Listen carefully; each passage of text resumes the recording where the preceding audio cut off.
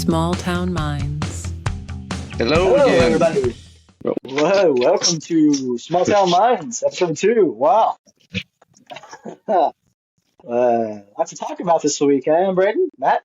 Yeah, Yeah. I was ready to go. That's why I jumped the gun a little bit there. Uh, No, a ton to talk about. all right. I'll let one of you guys kick it Yeah. off. What do you got on your mind? I'm ready to get the deuce going also, but I'll let one of you guys kick it off. Braden? So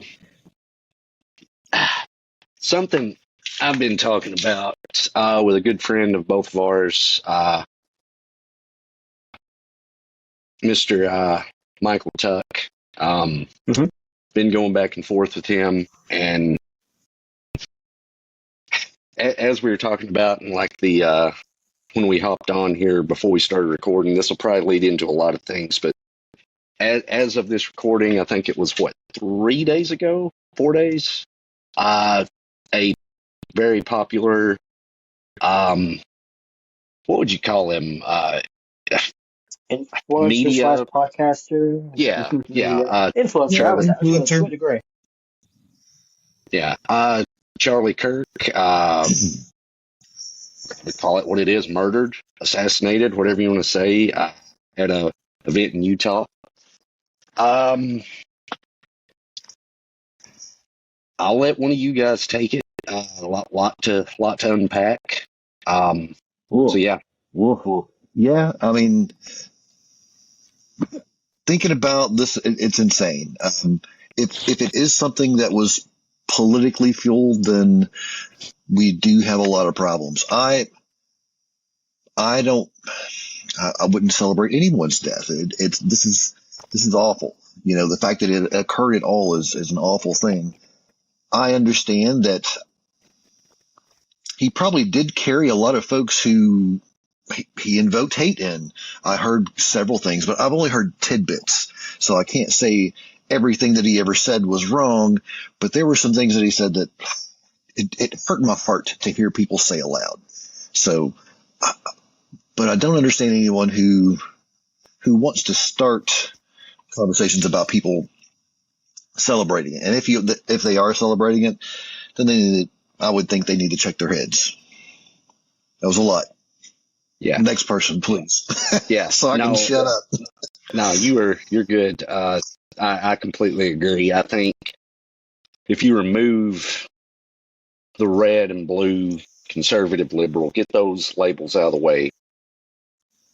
He was a husband, he was a father, and now, that family is just completely destroyed. I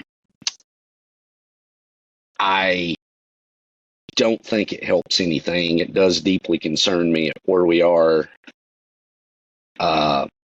in the country. Apparently they got the guy, 22-year-old, I believe, Tyler Robinson, is what's being reported. And we can get a little bit more into the details that have come out in the past couple days since they've got him. It's a sad situation. To your point, Matt, there was a lot I didn't agree with, and like yourself, tidbits, because admittedly, that's not typically the content that I venture towards. So it's typically not on my feed, but I see clips. So I don't know. What say you, Mike? Well, first off, a week ago, I barely knew the name Charlie Kirk. I had seen a few clips here and there. Obviously, the biggest thing I saw was South Park making fun of him. I didn't follow him. I didn't know that much about him as a person. Obviously, what happened was horrendous, just very tragic, and for his family to see that and stuff, and everybody to witness it, in live and in person, is very traumatic. And for people obviously around the world who's now seen it, it's very much a shock. to the nation as a whole. Now that being said, now you're talking about the things that he said. Now, yeah, I mean, he obviously look. I mean, everybody's got some light and dark. I think. I mean, did he probably say a lot of great things and do a lot of great things for a lot of people? I'm sure he did. But he at the same time he said a lot of deplorable things. And I'm going to give you a few examples here. He did quote the Bible saying that gay people should be stoned to death. He said something about people should be scared if they see a black pilot on a plane. He said women should reject feminism and submit to their husbands. He said people shouldn't be allowed to retire. Leftists shouldn't be allowed to move to red states. He said the guy who assaulted the Nancy Pelosi's husband should be bailed out. Called the guy who did it a patriot. Religious freedom should be terminated. Martin Luther King was an awful person, and he was going to show that. Stuff about vaccines, but of course, gun deaths are acceptable in order to have the Second Amendment was one of the big things that he preached. So, I mean, there was a lot of things, and the list goes on. And this is not necessary. This isn't hearsay, and you can look up these videos and see him talking and podcasts and stuff. I mean, he said a lot of stuff. This is just some things that he said, but this was things that came out of his mouth. Now, I mean, we all say things, but I mean, he used his platform for this. Is what I'm saying. Now, was it a way just to make money? Maybe it was. I don't know if it's really what he really felt. Maybe it was just something, a money-making machine for him. I don't have a clue. I'm just saying he put that out there into the world. And so that's why you get in turn these people who feel the way that they do about him. And we talked about a little bit last time on the episode 1 about how we live in two different realities. We're not on the same page and stuff. And so what you have is you have these people who didn't like the guy, didn't like his beliefs and stuff, and they're not going to mourn him because they didn't agree with him and stuff. And then you got obviously the people who followed him and loved him and stuff, and that's obviously mourning him the most. But and then you got just America in shock as a whole. And I think with people that are empathetic, they can say, hey, this is obviously a terrible thing that happened to anybody. Not that it's just him, but just anybody, kind of a deal. But I'm going to tell you, it's kind of wild. I think sometimes we have to be careful who we make martyrs. And for sure. And when I say that, it's like, and especially now because I don't know what history is going to look like when we're talking about this sort of stuff because we have such a division. It's going to be whoever writes the history books, right? Because I mean, if you look at like Abraham Lincoln, well, I'm sure that not everybody thought he was a martyr at the time, right? But I think maybe it was the overall consensus. You know what I mean? Same thing with John F. Kennedy. Now we're either these people like spotless humans without sin or whatever. I'm not going to say that. I'm not saying that they were infallible, But what I'm saying is that it seemed like it was sort of a given. And again, we didn't live in those times, so maybe it wasn't. But I'm just saying now the country is so divided that I don't think that you should be astonished to see these people react the way that they do in certain ways. Now, are people being a little bit overboard with it? I think that they are, being insensitive to a certain degree. But you have to understand that, this guy did say that the guy who beat the one guy, the Nancy Pelosi's husband, he should be getting out and stuff. So he's kind of said a lot of this stuff.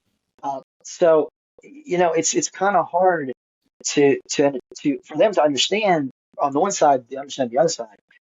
Both sides really can't get they really can't fathom what the other one's feeling because of the way that they're just totally different. But it's wild to see all these people getting their jobs lost because of it. To see all these different people like literally just losing their jobs over it, that's pretty wild. But like I said, the whole thing with the martyr thing, it's really wild. And look, I don't know. Like, I didn't agree with making George Floyd a martyr, in some way. What happened to him was also tragic, but I didn't think that, you know what I mean. So like, I mean, they're really going off with this.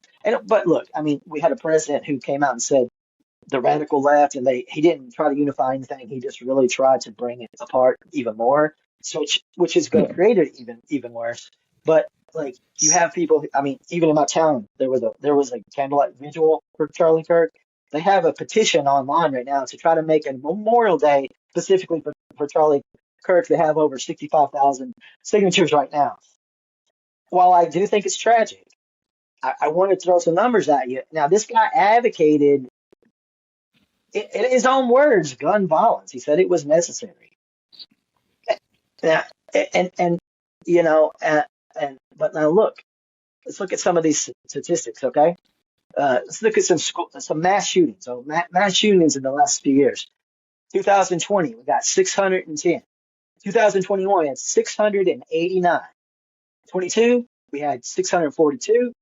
23, we had 660.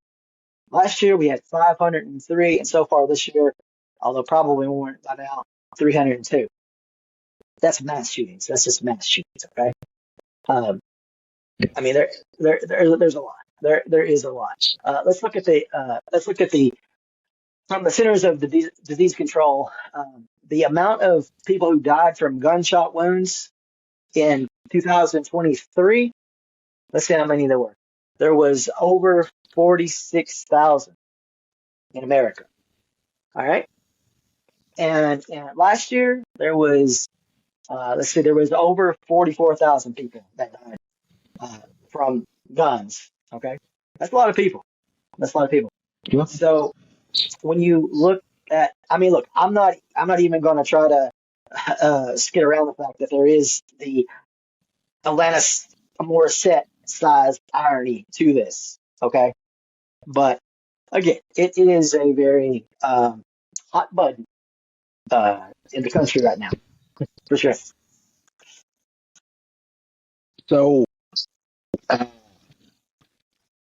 again, a lot to unpack there. I do want to touch on again the young man that did this, because there's some details there that have came out that I think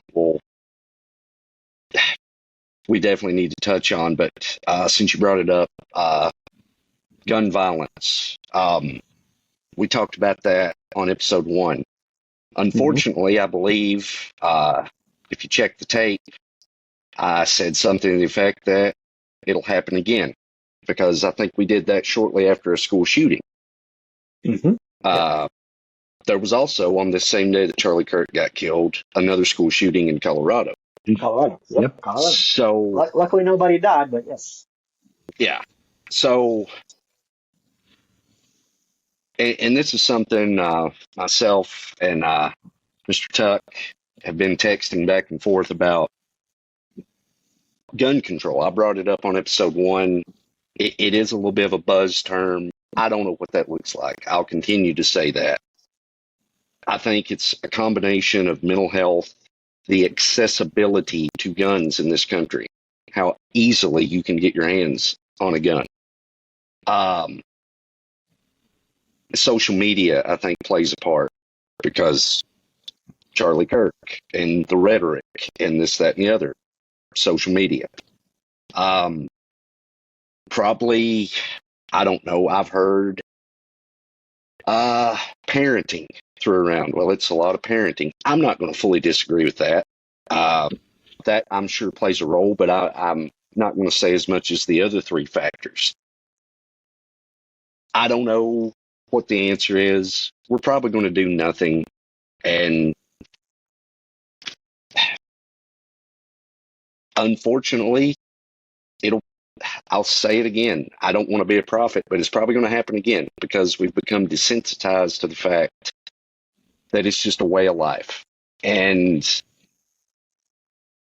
I don't know. I don't know what we do. I don't know if it's an evaluation you take to own a gun, an evaluation you take as a gun owner, either annually, biannually, something. I don't know. Yeah, we got to try something, because, I mean, that's the definition of insanity, right? To do the same thing over and over, expecting expect different results. That's what we're doing, Yeah. and it is insane. And Well, look, Yeah. history repeats itself, like totally, completely, and this is just that case. Listen, there's a documentary that you guys need to watch. It's called The Killing of America. All right. And this is about excessive gun violence, assassinations, shootings, few serial killers, but mostly gun violence. This thing came out in 1981. Mm, mm. So nothing's really changing. It might be becoming a little bit more, excessive because of, and again, a lot of that's due to what you just mentioned. But yeah, it's great. You can't find it streaming or anything, but you can find it on the interwebs at the Internet Archive. That's where you can find it. But check it out. Okay. You'll be like, this is exactly like today. Just amplified. But it just doesn't really change. We're always doing this sort of stuff, and we don't learn lessons really when it comes to this sort of stuff. So is anything going to change? No, I don't think so. Not really. Yeah. At least not in the direction it would be to stop other things from Right. happening. Yeah, it may increase. Yeah. I was Yeah. saying we might all one day each our own nuclear bombs, and then we'll just see what happens. Well, and a lot of people think the purge is something that we should actually have too. And it's like, okay, guys, like that's a little too much for me. Yeah. Yeah. So, Well, go ahead. no, go ahead. I was just going to say, it's like, when it comes to the president and everything, like he would like that, like to a degree, I think so. He wants everybody to be like-minded. So that's why it's like called out, in this sort of division where it's just like with this tragedy that happened for their side, they're not going to talk about gun control. That's not even going to be a topic. It's never going to be brought to the table with them. That's never ever going to be a part of the problem. It's always going to be the left. It's always going to be the left. And he would love to, Thanos snap his fingers and let them all be gone for sure. But Well, let's talk about that guy, Braden. Now, we've heard mixed things, since he got caught, but being left, being right, and all that stuff. What do you got? so, and details are still coming out. It's September 13th as we're recording, so more details may come out that may completely change what I'm about to say. So it initially came out when this first happened. Well, it was somebody on the left, like you said, or it was a transgender. That was a real big hot thing for the first 30 hours. And since then, apparently his family registered Republican. Several photos that came out of him with guns, raised up, knowing how to use guns. And not that there's anything wrong with that, but, and supposedly, so I've heard two different things. I've heard that he did start venturing down a radical left path. And then on the other side of the spectrum is apparently he was really heavily involved in I guess you'd call it an online group, Groypers, I think, Groyper. This is like the extreme right? Nick Fuentes is apparently one of the kingpins in it. He's a podcaster, and supposedly him and Charlie Kirk had beef. So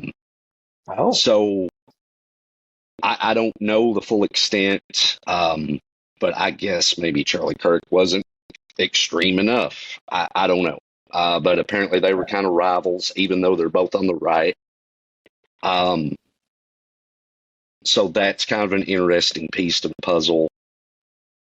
And that kind of goes two things. That kind of goes to what I just mentioned, social media playing a part. I don't listen to the radio anymore. I listen to podcasts on the way to work. Admittedly, it's usually either, 9 times out of 10, a pro wrestling podcast, just because it's mindless. I can unwind on a drive to work, and I don't have to think about all this shit. And then two, Create your own reality. yeah, well, there you go. But you mentioned Trump would probably like to Thanos snap his fingers and have everybody be like-minded. I don't even know if they're eating themselves, and you've got some that aren't extreme enough. Like Yeah. what is like-minded? But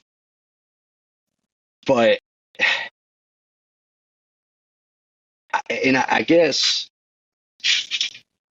to kind of further the conversation a little bit, even past this, one of the things I text you guys about that I definitely wanted to talk about, and we kind of dipped our toe in the water last week, but the slogan, "Make America Great Again." Okay, well, what does that look like? That's been the $1 million question. So we're 8 months in to the second term, and I have never seen as much stuff transpire in 8 months of a presidency, just from legislation to constant headlines, day in and day out, and a genuine concern across the nation. One way or another, there's a tension. So, Matt, I'll ask you. I mean, is America great again? I mean, we do have the Department of War back. I mean, that's, or, well, I guess not technically the Department of War, but some people can call it that legally. So, I mean, Gulf of America. Well, that too, and with a nice dead spot in it, from what I understand. So, I mean, it's got to be getting better, right? It's, I don't know. I've always really questioned that "Make America Great Again." Anyway, I mean, whose version of great? It is. Yeah. It's hard to fathom. I think this country, and everyone always, I guess I'll just blurt this out. A lot of people tell me I sound like a communist when I talk about it, but this country has the ability to make sure nobody goes hungry. Not to get into this in any form or fashion, but since I'm talking aloud now, I'll just go ahead and do it. You guys know that I grew up dirt poor. I mean, there was plenty of times when if Michael Johnson hadn't have fed me dinner, I wouldn't have had dinner that week or that night, whatever. I said week because typically I stayed with Michael Johnson. Yeah. That's true. Yeah. I know that was brought on because my parents had their issue going on. But no one should have to have that. We've got enough money. We've got jobs. We've got land. We've got houses. There's houses rotting because people aren't living in them. It's and then we're getting to a point now that we're also not able to afford the homes being built anymore. So it's I don't know. Great again is not what I would call it. Well, it's more uneven, I think, more now than ever, and we're seeing it on such a level. You're talking about people being hungry. We're talking about people being hungry, and Elon Musk is on track to become a trillionaire, possibly. A trillion. Yeah. I mean, can we even fathom that? Like, there's so many people struggling, making minimum wage, barely getting by. Some people not getting by. More homeless people than ever. More people out there begging, doing stuff, taking on extra jobs. So many people working themselves to death, really. 2 or 3 jobs, side gigs and whatever that they have to do. Is that great? I don't think that's great. Prices, everything going up constantly.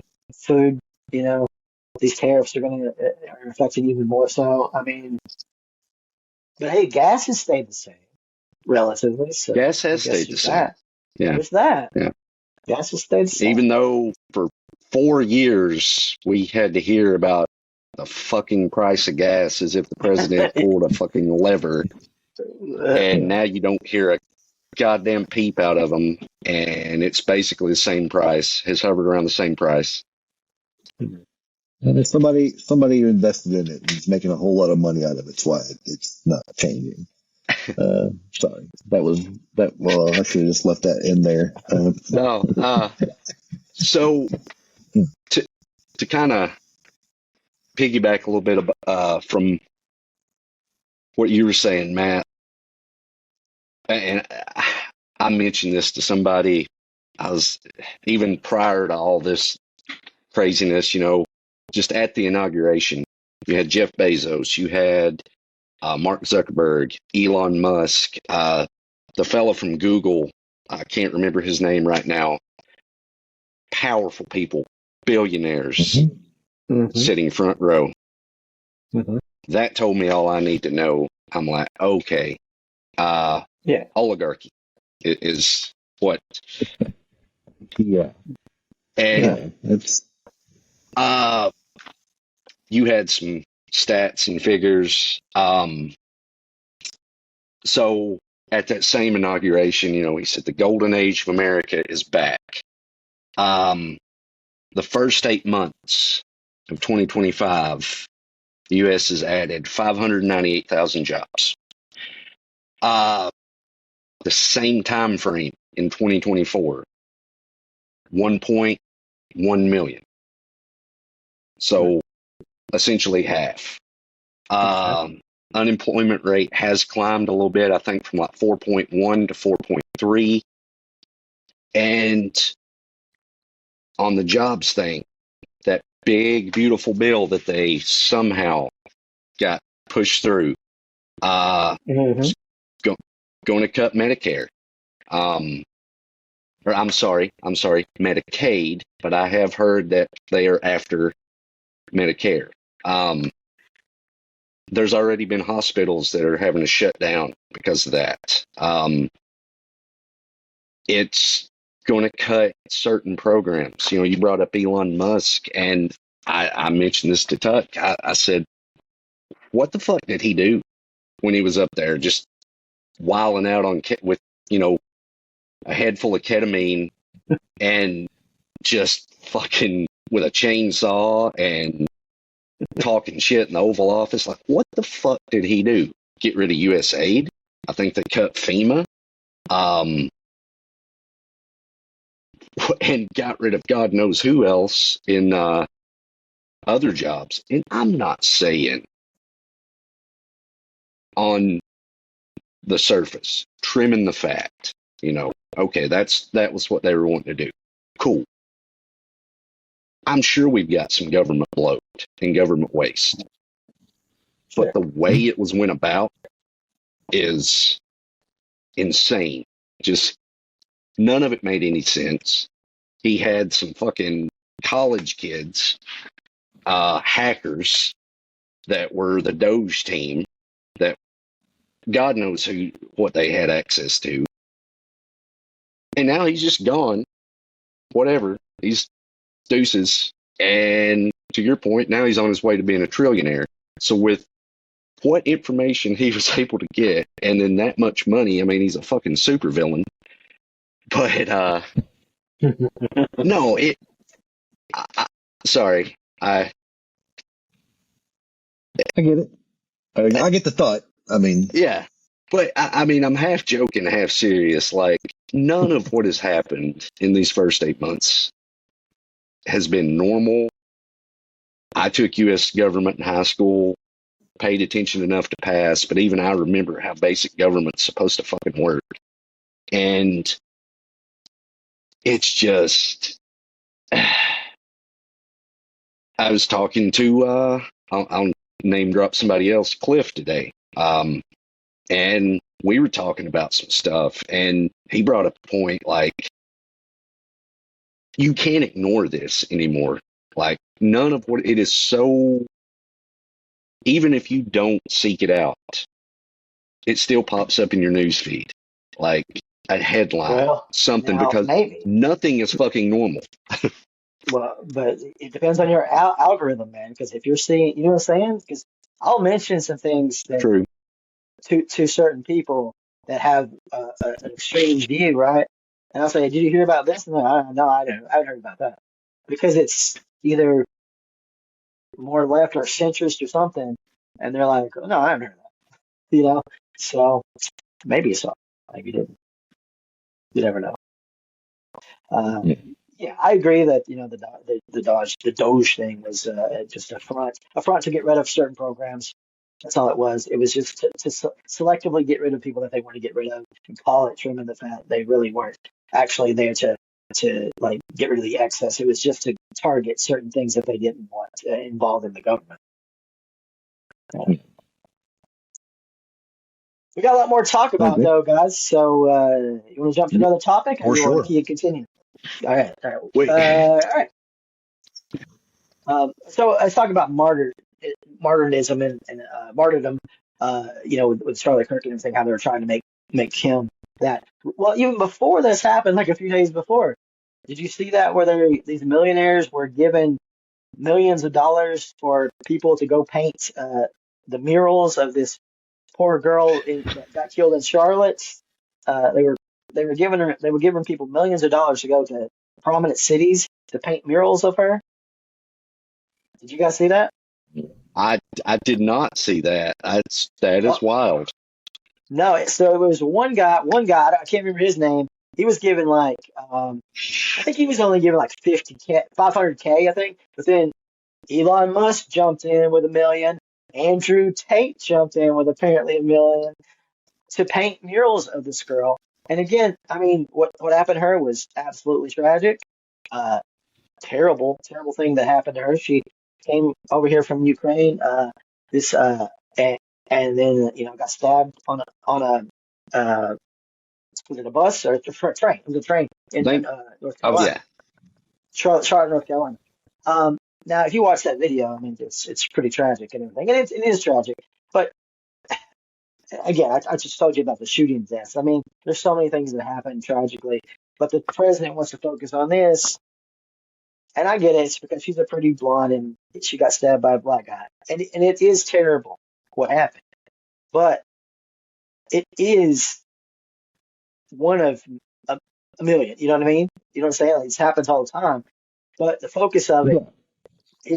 is a hot topic because of certain different things. And I think the race thing is part of it. But did you guys see the aftermath of that? I think I sent that video. Did you guys watch that? of the Can't say that I stabbing. understood it. Yeah, It was the aftermath of the stabbing. It was when like she was doubled over in pain, and then all these people were just sitting there. Actually, some of those people behind him were actually getting up and going in the direction of the perpetrator. I mean, I guess I'm assuming he went to another car or got off or something, but like they were going toward him. But especially the lady next to her, like just looked over, saw it happening. After it happened, just sit there for a few minutes, got up and left. What do you guys think about that?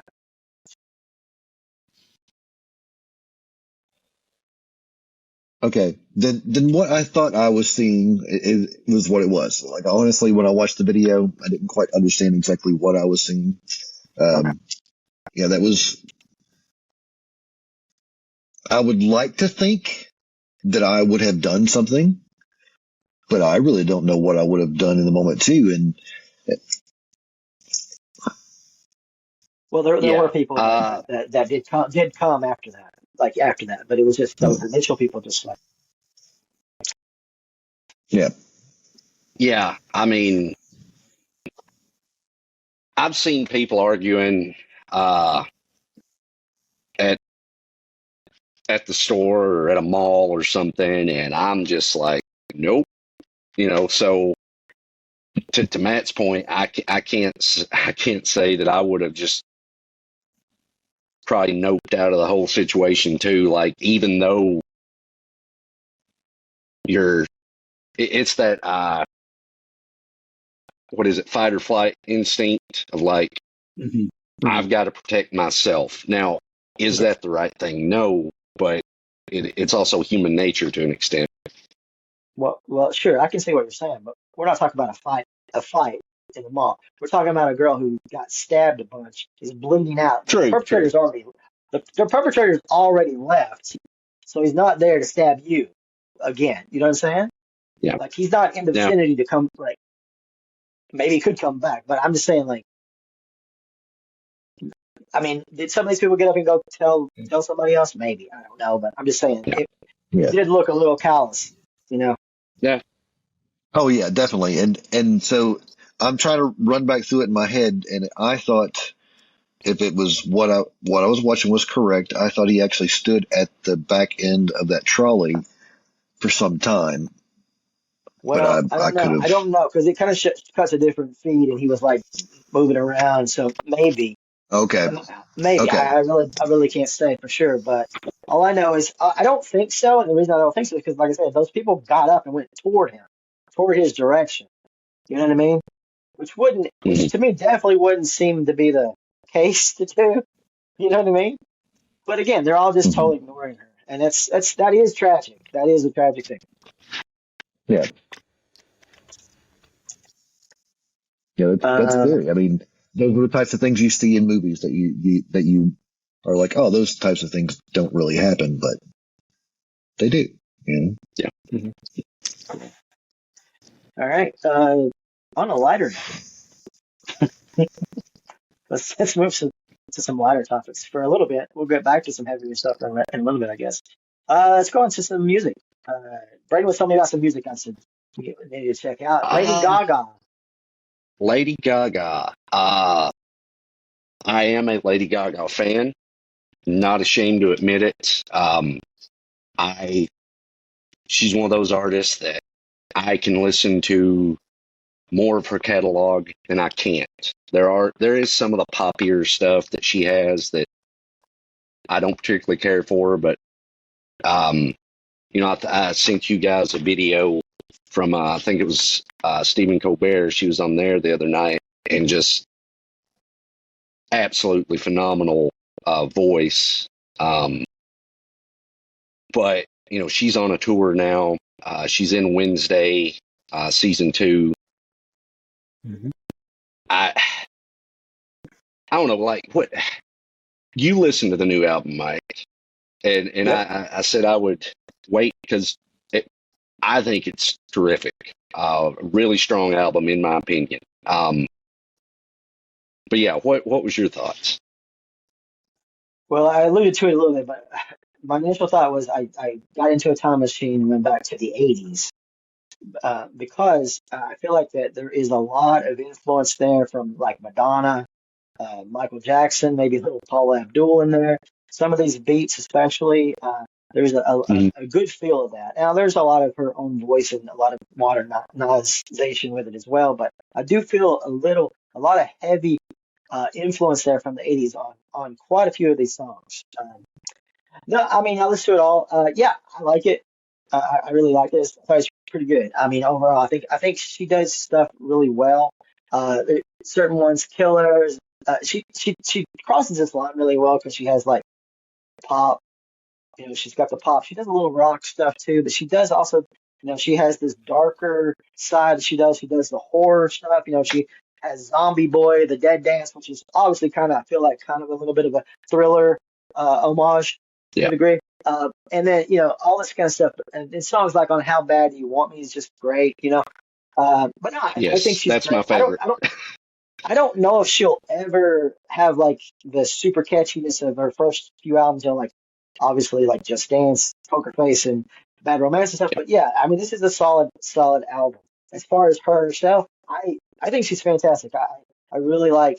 Um, I do like a lot of her music. I like her acting. I thought she did great in American Horror Story, Hotel, in Stars Born.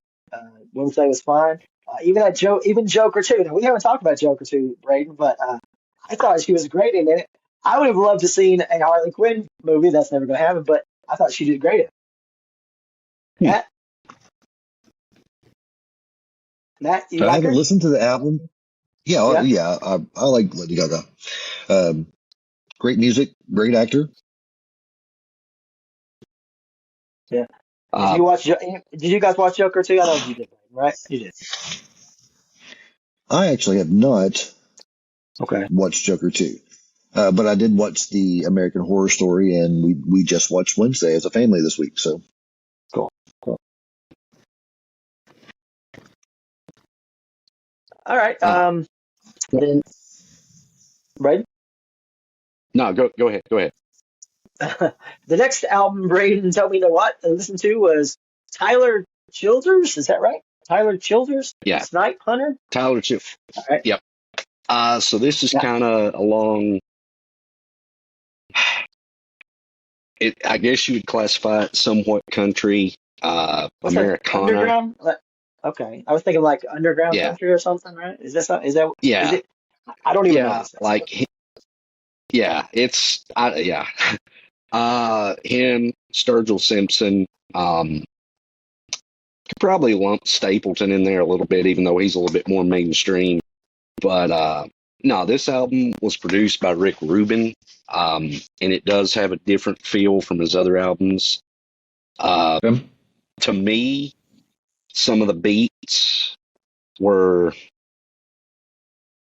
a little bit more rock, hip hop. Not full fledged, of course, but it. And I don't know if you listened to any of it yet, but I feel like they really tried a few things. Like I was pulling up the track listing here because I can't remember. Onita, I thought was really good. I Um, like that one. Yeah, I like that one too. The three I wrote down was Anita, Biting List, and the Getting to the Bottom. Those were the three that I liked. There was a few others. I mean, yeah, I liked it overall. Overall, I mean, it was. I mean, I didn't love it or nothing, but I mean, listenable. Yeah. I You, and I got into him probably 4 or 5 years ago. And I think he's been around since the mid 2010s. So yeah, he's got a decent back catalog as well. Um, no, solid artist, very solid artist. So Yeah, yeah, I'll definitely. definitely check that one out. I like the older stuff that I've heard from him, or maybe not all of it, but a lot of it. To me, he reminds me a lot of the John Prine style era of yeah, music, and I'm a huge John Prine fan. But I think he's an excellent writer, and I like a lot of the quirkiness and the music that he comes up with. It feels like how I feel a lot of times. I'd never heard of it until Brady mentioned it. So, but yeah, that's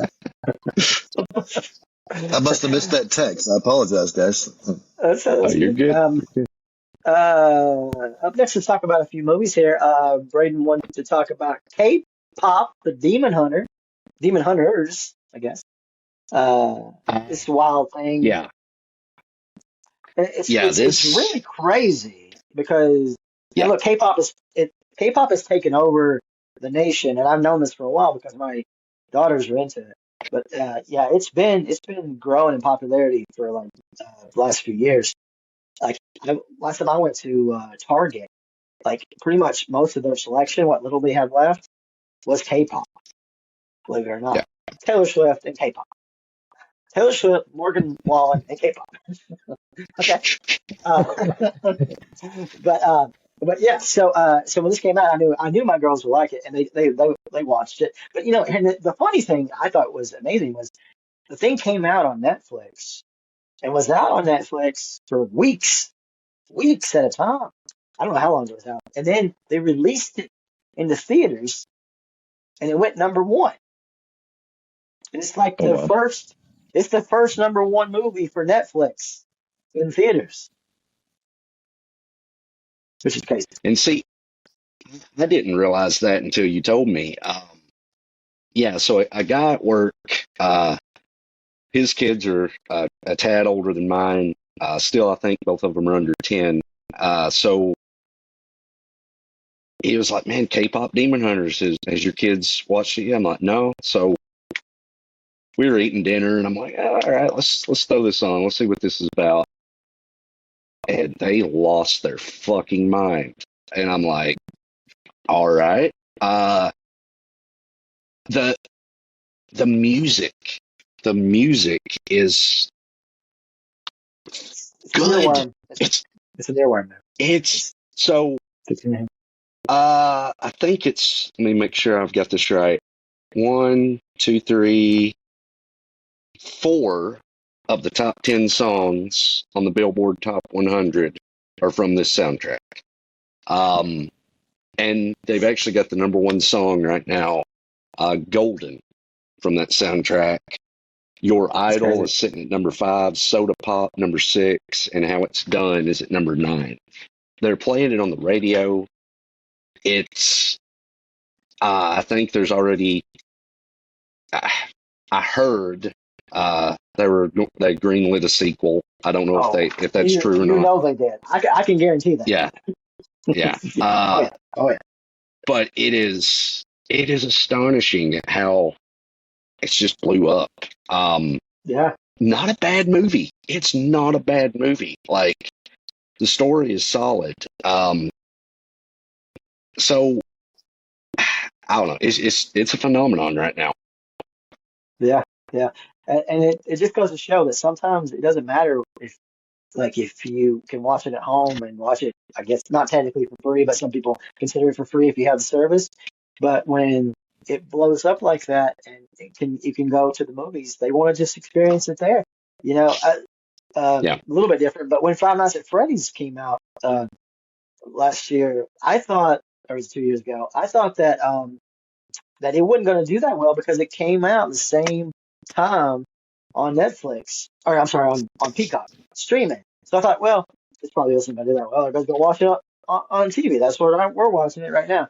And lo and behold, it became the biggest Blumhouse movie ever in the theaters. So yeah, it just goes to show. I mean, if there's enough want to see the movie, that people will go watch movies in the theaters.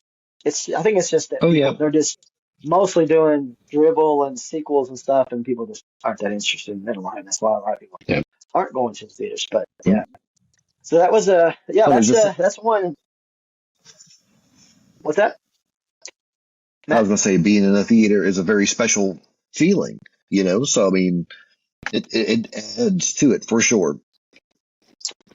I remember watching the 99-cent movies, stuff that I'd seen 20 times, and I'd still pay 99 cents to go sit in the theater and watch it, Yeah, sure.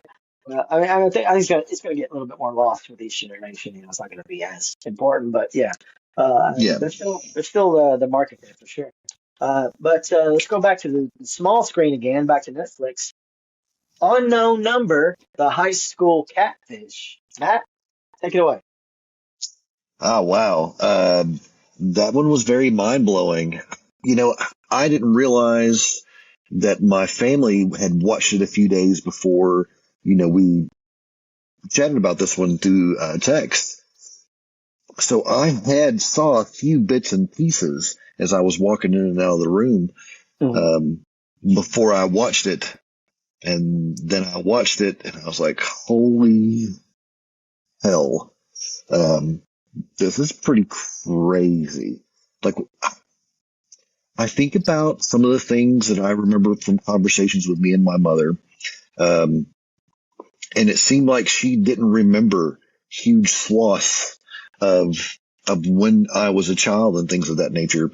And maybe that's kind of what was going on in that lady's mind, but can't fathom how anyone could do that to their own child. That's special. Did you watch this, Fred?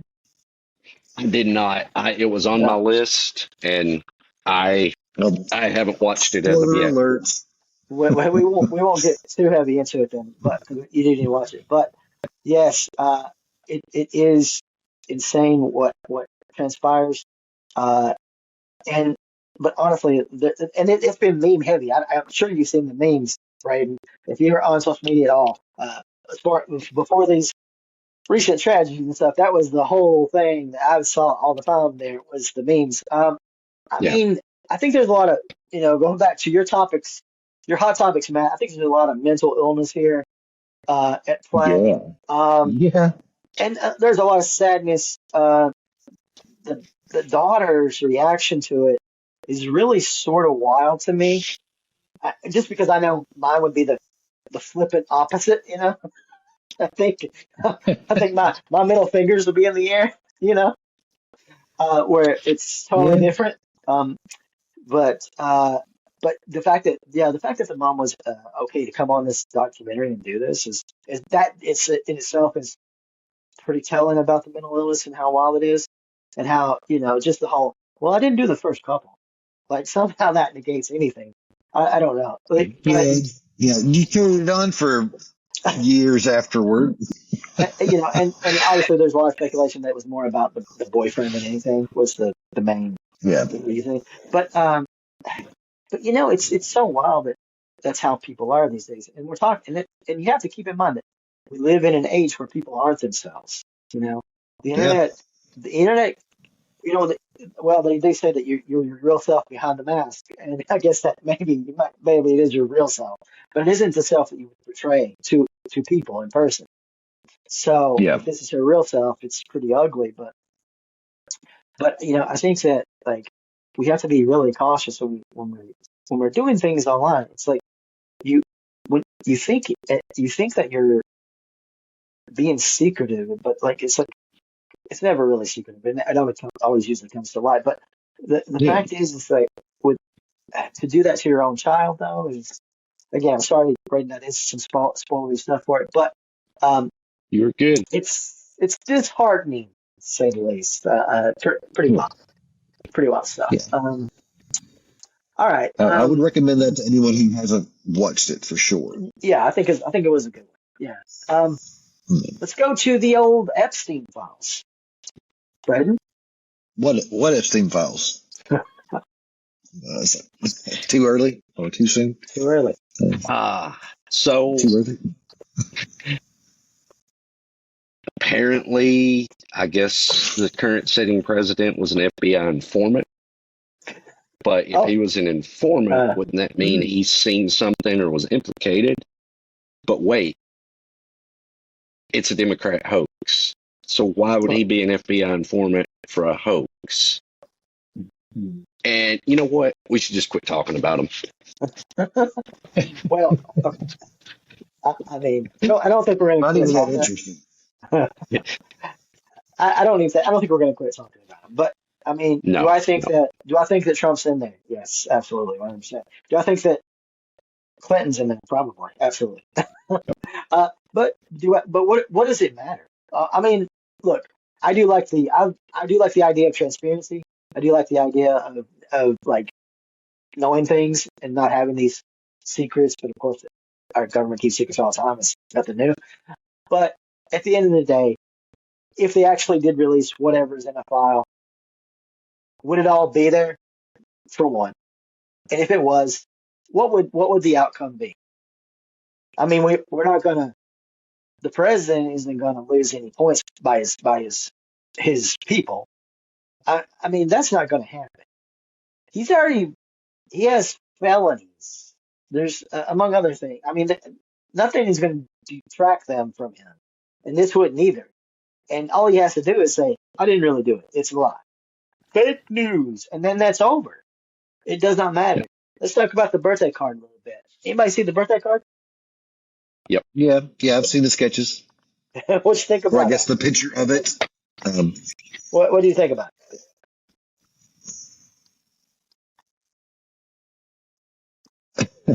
I don't even know how to answer that question. I think maybe it was a haiku, just a bad one, you know. Uh, Yeah, yeah. It's how kind of how interesting. can I? Yeah, it's definitely worded in a way that seems extremely sketchy. Um, I'm definitely no handwriting analyst, but Hmm. from the pictures that I saw of the comparisons, it seems plausible. Seems plausible. Yeah. Okay.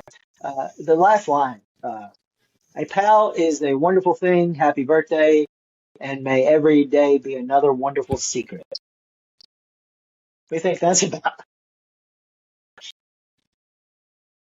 So, and enigmas never age. I think Yeah. Yeah. Yeah. I So you ask, why does it matter? Because the current sitting president certainly seems to have been directly involved with the largest pedophile child trafficking ring in American history. And if we knew he wasn't, I think that would be great. That's all anybody's asking. And I think that's what it boils down to. And it's the fact that they ran on him, as well as many in his cabinet, ran on releasing these files, and then have backpedaled and changed the story and said this and said that, and it's like, where there's smoke, there's fire. I don't know. Like, it's yeah. Yeah, there's things that we said no, but it's probably like everything else. Maybe we will eventually know, but we'll be too old to, if we're even still around, and the folks who will be left here won't necessarily know enough for it to be a big thing anymore. True. Well, maybe, but Maybe. well, I could be wrong. okay. I mean, obviously that, yeah, they thought. I don't know what they thought, but obviously they ran on that. But obviously, whenever they saw it, there's some people. It's either him or some very prominent people that they don't want to make public that's in there. But what do we even know about what's in there anyway? That's really all speculation. I mean, are we talking about detailed accounts of things? I mean, what do we know is even in the file? What does the file itself say? Who documented these files? He did. But what exactly is it saying? I mean, is it anything that's actually even something that would, you could actually charge somebody with? I mean, because we're talking about like just paper. I mean, are we talking, where's the people? You know, uh, do we have the people that can come forward with these sort of scenarios or no? Like, it's all just sort of speculation. But I no matter what, I think even if they released him tomorrow, it wouldn't change anything as far as him. And to your point, Braden, I really think that even if they said he was a pedophile, I don't think that would change anything for him as president. Yeah.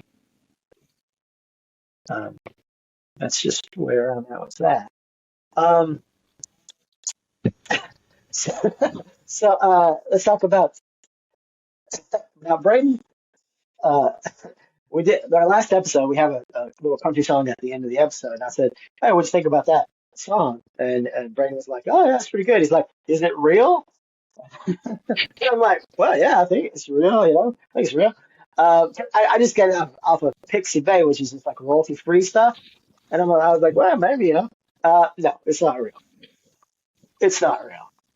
Um, I, I looked. I did some deeper digging. It is by a person or whatever. It's called Atlanta Jordan. It's put out all of these songs. If you go on there and listen, and they're all AI generated. And man,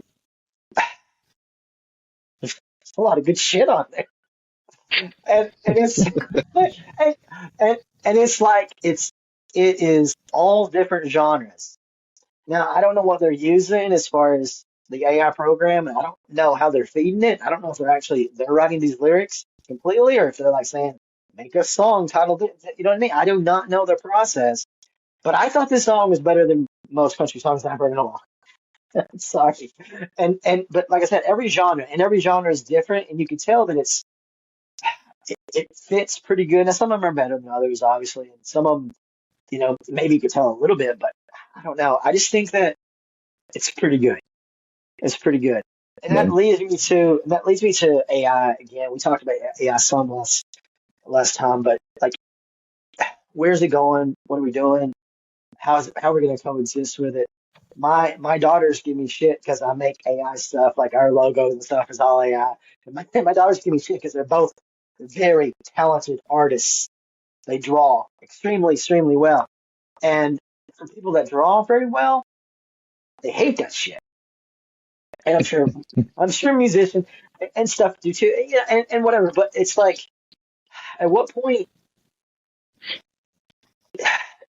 I mean, where do we go with this? The genie's out of the bottle. We're not going back, you know. So there is no let's stop it. You know, it's here. It's a tool, just like I'm a tool. Um, you know, so we can. Yes, you are. So, I mean, we can use it to our advantage. I think. I don't think it doesn't necessarily replace great artists, and it's not there yet overall. I don't think, but I mean, will it get there? Uh, you know, it's working pretty fast. The things that they can do with it now is pretty amazing. And these are just on like consumer level stuff, right? There's obviously way more powerful engines that we aren't allowed to access that you know can do tremendous things. But what do you think? Before I go into the rest of it with AI, what do you think about the art AI? Is it amoral? Is it something we should fight against, or should we just say, hey, this is we got to coexist here somehow? We'll have to learn how to coexist regardless. That's my thought on that one. Um, Actually, I've been talking to a guy, and he's trying to learn how to use the AI to refine art that he's had AI make for him before to fit what he actually needs in better detail. So, I mean, there's courses online for you to learn how to make the statements that will make things go without getting really far into it. He writes children's books, but he doesn't illustrate. So he's trying to figure out how he can illustrate as he writes. Um, Yeah. and maybe he's asked for something to be in the picture, and for some reason it puts two when he only needs one Mhm. for the picture. So he's trying to learn that. So for those things like that, I can definitely see where it could be beneficial to have that ability. But I Yeah. understand for someone who has the ability to illustrate that for them, that's a loss of a payment. But what if they don't have the means to get in touch with each other either? Well, there's that, and also the poor people who can't afford it anyway. You know, I mean, that at least Yeah, gives them the advantage to do that sort of stuff. But you're yeah, right. You're right. It is, and we'll get to that in a second about jobs. But that is right. I mean, these people that have this as a career that are, you know, like maybe uh, you know, they're independent contractors that are just going around doing different uh, art projects and jobs. Yeah, I mean that could definitely take some of that work away. Brian, what do you think about any of this stuff? Um, I hope we can step our game up uh, from a creativity standpoint. That's my hope is that we see what AI can do and we can step our game up. I think it's to Matt's point. I think there's some good uses out of it. If we use it as a tool and don't become reliant on it, and that's my Hmm. fear. And there might not be any avoiding that. Well, Well, it's I've used it to help me write speeches and emails and things of that nature. So I definitely, see it can make you lazy if you mm, let it. yeah, Mhm. yeah. And we've been moving toward that anyway with technology for the longest time, making Yeah, us lazy, right? yeah, To a certain degree. So, and this is a big jump for sure. Uh, yeah. uh, Real quick, do you guys know about that one Spotify AI band that got like millions of views here a while back? That, I've heard Uh, about it. Yes. yeah, Velvet something, or Velvet, yeah, Sunset or something. Was it Velvet Sunset? I don't know. I can't remember. I think so. But Yeah. yeah, it's like it really dupes a lot of people, and then, like, but really, I think it blew up because everybody heard of that it was AI, and like, let's check it out. But yeah, that's wild. I mean, it is crazy that you can kind of almost fool people to a degree.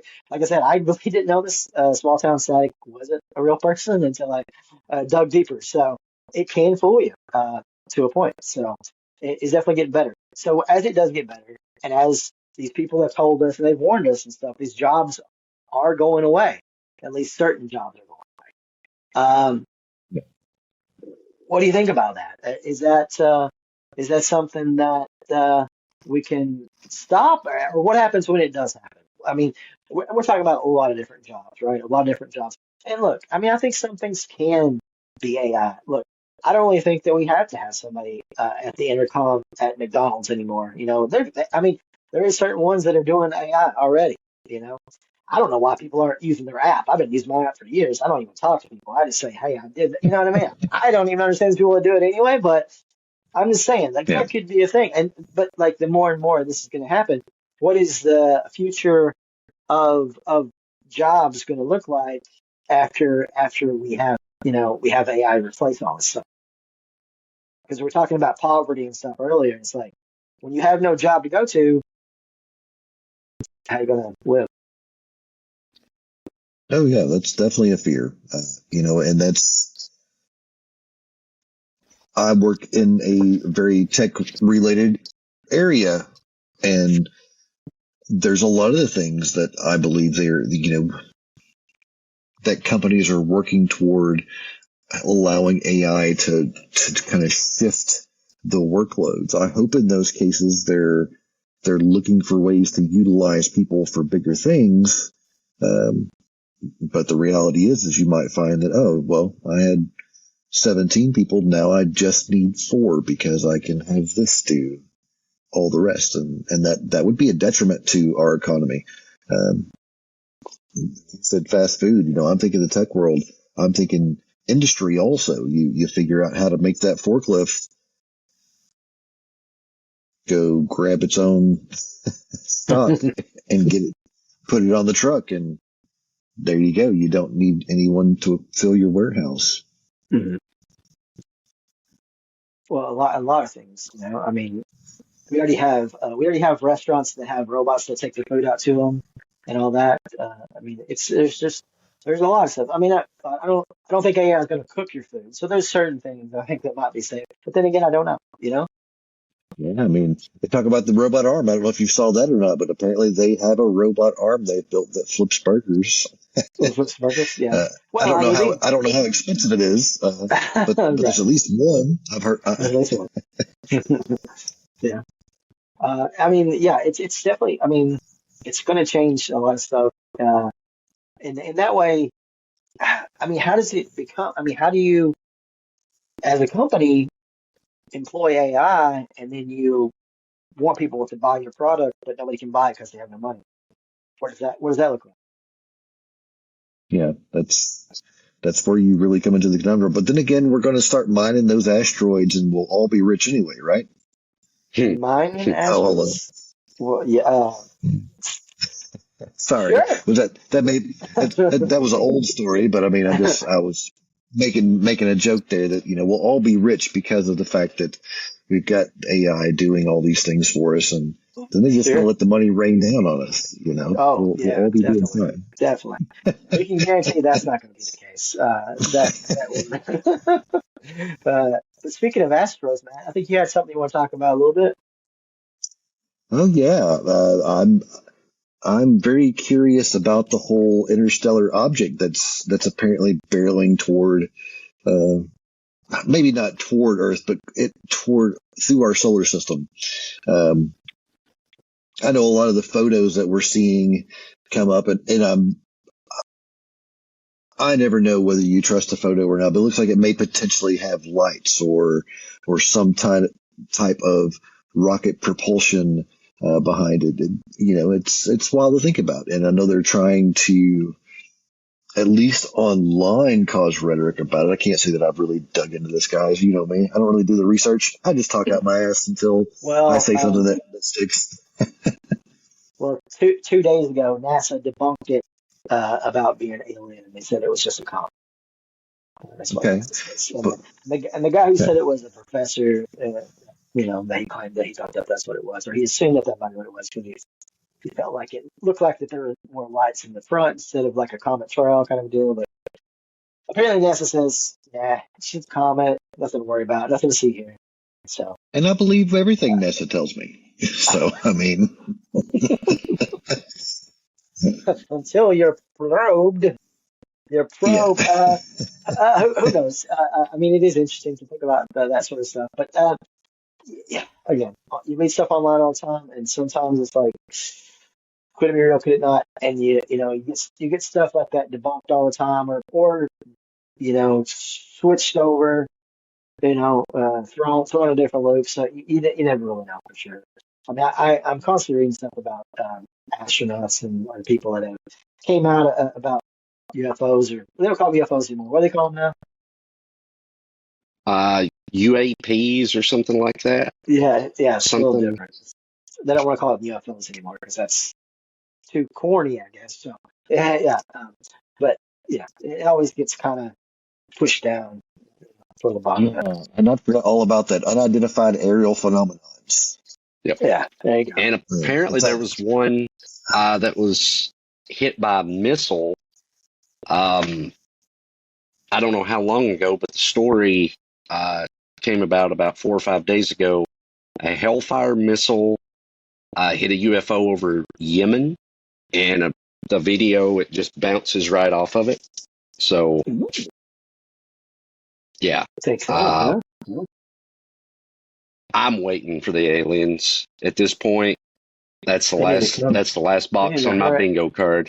Man, Yeah, there you go. Yep, hurry it up. Well, Okay. it's hard to say. I also think that we have other countries out there that are doing a lot more stealthier stuff than we are, and sometimes we get kind of a little bit of glimpses of that stuff too. So I guess you never really know for sure. But who knows? Maybe we'll be visited soon. Maybe in November. All right, a couple more things I got real quick. Paramount Skydance possibly buying Warner Brothers, merging it all together, becoming one big conglomerate. If this happens, this just leaves. Obviously, we'll have this big boy, the bigger boy, which is Disney, and then what? Little old Peacock. I mean, we don't have very much left, do we, Braden? Yeah, NBC Universal. Yeah, so you'd have it down to about 3. Mm-hmm. I don't like this, but I mean, it's all about greed. Yeah, you sent the gif of the Monopoly Man when we were chatting about this one, and I was like, yeah, man, you hit the nail on the head.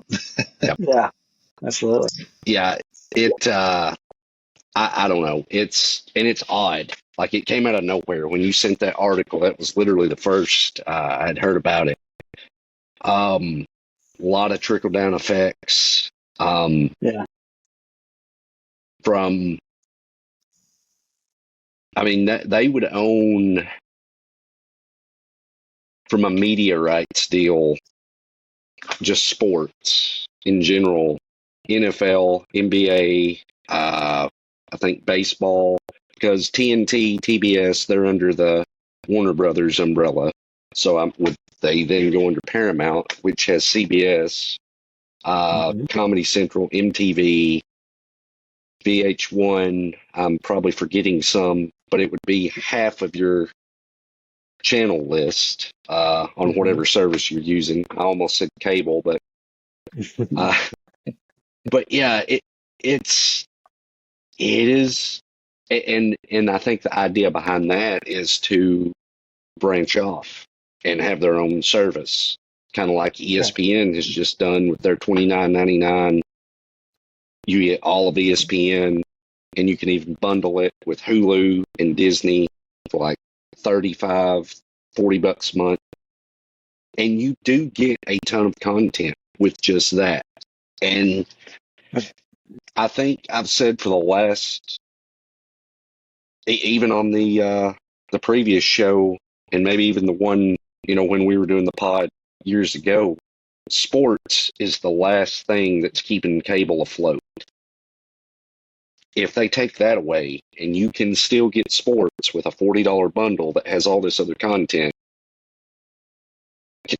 cable will be dead. Yeah.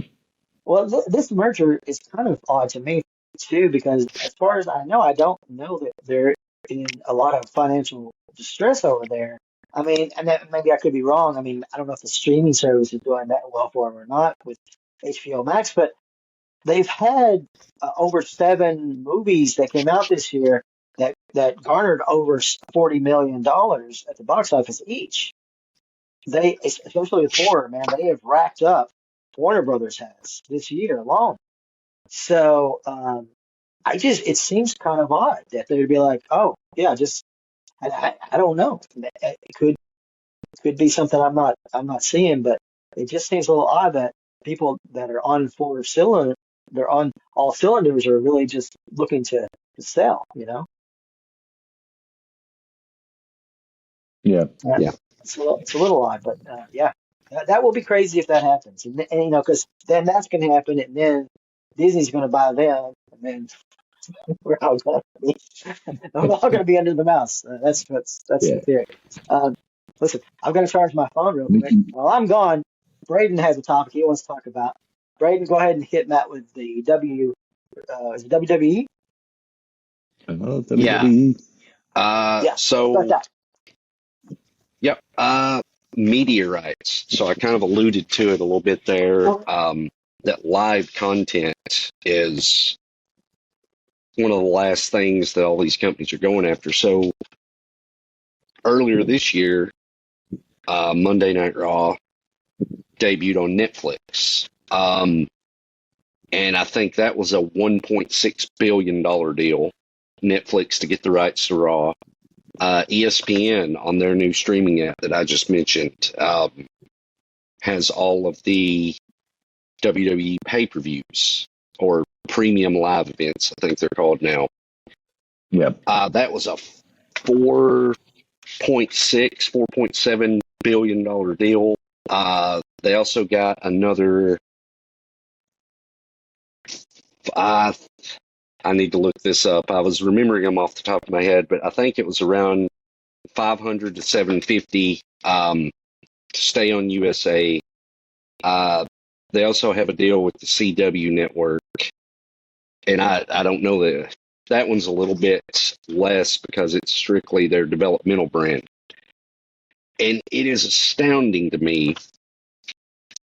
this art form that's part sport, part entertainment, that everybody, it's certainly niche, but is it though? Like, I guess that's where I want to go with this, is it kind of astounds me of how mainstream it's gotten, to the point that you have some $7 billion in media right deals just this year alone. WrestleMania, anytime it comes to a city, $200 million worth of revenue for that city. And it's just this conglomerate of a art form that nobody watches supposedly, and it's passe, and it used to be good, but somebody's watching. Oh yeah. Yeah. But There's yeah, lots of people watching. Um, yeah. I didn't realize that there was that much money being thrown around. I saw a few articles, and I knew Mr. McMahon and his family are. There's lots of money rolling in. Has been for a long time. I haven't really watched wrestling a lot in 20 years. I did get stuck on the WWE game last year, which was really good. yeah, I played that for hours upon hours, and I finally had to put it down and quit it cold turkey. Luckily, I've been away from it now for a year. I feel good. I'm feeling good about myself. um, and I watched oh Lord, WrestleMania that year also. And it was, to me, there was still that spectacle, and I saw them in the big arena. But I started watching wrestling like in 84, 85. I was really young at the time, and I watched a lot of that stuff as it was first coming up, and I was really into it. I remember, wrestling with my stuffed animals mm-hmm. bed when I was a kid. So I could definitely see it. And I think it's always been in a lot of people's hearts and minds. And some people, once they get into it, they'll watch it every time it's available for the rest of their life. I know a lot of people who are really into it. Okay. Yep. Well, Yep. That's me. Yeah. Yeah. So Well, I definitely it's kind of understand. weird. There is like a big correlation with horror and wrestling. I know a lot of people who like wrestling that are into horror. I actually know quite a few people that are amateur wrestlers that are horror actors and involved in that too. So it kind of goes correlate with that. I mean, I've never been into it myself, but yeah, there's quite a few that are. Yeah. That I there's know. a saying, for those that love it, no explanation needed. For those that don't, no explanation will do. Um, in my mind, and yeah, I'm a nerd for the stuff, but it is the purest art form because it's you have a live microphone, 10, 15, 20,000 people, and you keep them right here. A lot of parallels between that and music, rock and roll, pop, whatever you want to call it. And then everybody in that arena, stadium, whatever, knows it's fake, predetermined, whatever you want to call it, but they're invested. But no, it's to your point, Matt, like it blows my mind that there is that much money, but it kind of goes back to what we were just talking about. Live events, must see events such as a WrestleMania, um, are kind of the tent pole of a lot of these streaming services. And the more of those you can get, the more eyeballs you get. So, Right. Right. Right. And that's the thing is that these companies, obviously they've been trying to compete with Netflix for a while. So the more that they get under their umbrella, the more that they can charge, cable prices again, and you'll have no other choice if you um, want to stream legitimately. So, uh, so yeah, it's that's the whole game is obviously to try to get enough content to make them make it seem worth it to you. You know, because a lot of people will go, well, I want this show, but I really only want this show and this one, so maybe I'll watch this show and then I'll let it go. But I like these shows on this one, so I want to watch this. But you know, the old days of just having like Netflix and that's all you had is over. So you you want to have sort of a one-stop shop, kind of like the Walmart of streaming, right? That's the goal for these places. So oh, we got a guest yeah, appearance. obviously the more the more content. Okay, let's hear your talk. Let's hear your take on it, Kitty. Um, He the says, I'm more getting the hell out of here. it's like I don't like your topics. Um, yeah, the more of the content you have, the better, obviously, and the more that you can as well to sign up for your platform. So, but that is crazy. That's wild. Yeah, obviously, wrestling is a big part of the entertainment staples. Um, it's not for everyone, uh, obviously, but there's a lot of sports and stuff that I don't personally subscribe to that some people just absolutely love. So I'm sure a lot of things I'm into that most people would be like, "Ooh," So there's that. But yeah, there's definitely a market for it. So if you have a few people saying, I don't like it. I mean, yeah, that's their own opinion, but hey, it's not universal. Yep. Yeah. One little thing I wanted to touch on was AI concludes an external creator to be the most logical explanation, sorry, of a finite universe.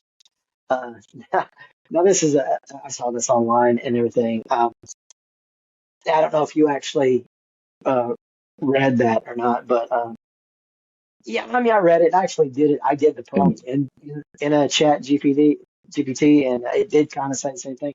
But if you actually read the whole thing, it doesn't. Okay, first of all, like religious people are using it to say, see, but it doesn't. It's not saying anything about religion. Okay, first of all, at all. It's really saying, and it really kind of walks over itself because it's really the chicken and the egg conundrum, because it says that creation should have a creator, but it doesn't say how the creator was created. But all it says is that the intricacies of the world seems illogically to be just created, but it doesn't allude to like a creator itself, like as a god, but just that something could happen. And there was different theories within those theories and stuff. Did you guys read this at all? So I did read it. And yeah, to your point, it didn't really allude to a religion or a god or anything like that, or that specifically, Christianity, whatever you want to call it. But I don't know what I believe exactly. Something up there. I don't know if it's necessarily God, whatever, but I mean, there's something. I would like to think. I don't know what that is, but I'm sure, like you said, there's going to be a lot of people that glom onto this, and I see, but it's interesting. It certainly adds a new wrinkle to everything. So, Yeah, and I read through it too, and I also didn't necessarily think that it was trying to point out that there was or was not. And honestly, it was AI answering a question, and it takes the information from your question and turns it into something. yeah. So it wasn't a thought. I think it was more of a jumble of words that seemed to be logical from the question that was asked. Yeah. Right. Yeah. I mean, it basically was just saying, I mean, it proposed the Big Bang. It just said that basically something had to create the Big Bang, or, the implausibility, which, I mean, I feel like that's always kind of been a question. I mean, for me, I know that, yes, Big Bang theory is in itself a theory, not a fact. And, I mean, you guys know that I'm not religious at all, but I do think that, could something have created that? But again, it goes back to the chicken and the egg. If the creator created it, what created the creator? It just goes down the line, So that sort of stuff you could sit there all day, chasing your tail and be like, where goes where? And you're never really going to really get to the bottom of it because we don't have the answers.